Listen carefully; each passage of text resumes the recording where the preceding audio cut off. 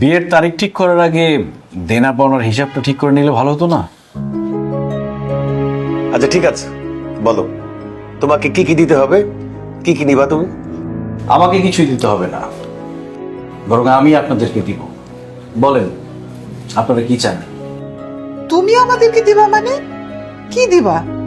এই বিয়েতে শিরিনের শাড়ি গয়না কসমেটিক্স সহ যা লাগে সব আমি কিনে দিব। বিয়ের অনুষ্ঠান করতে যত টাকা খরচ হবে সব টাকা দিব আমি।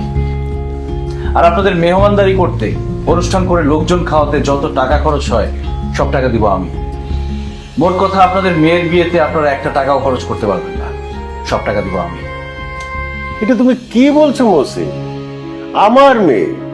আমার মেয়ের বিয়েতে টাকা খরচ করার দায়িত্ব তো আমার, তুমি কেন টাকা খরচ করতে যাবা? না, মেয়ের বিয়েতে টাকা খরচ করা একজন বাবার দায়িত্ব না।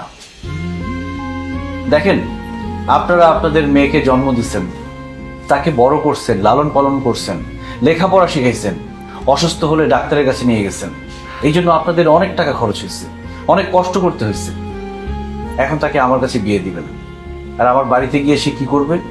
আমার সেবা যত্ন করবে, আমাকে রান্না করে খাওয়াবে, আমার ঘর বাড়ি সব ঠিক রাখবে, আমার বাচ্চা কাচ্চার মা হবে, তাদেরকে লালন পালন করবে, তাদেরকে বড় করবে।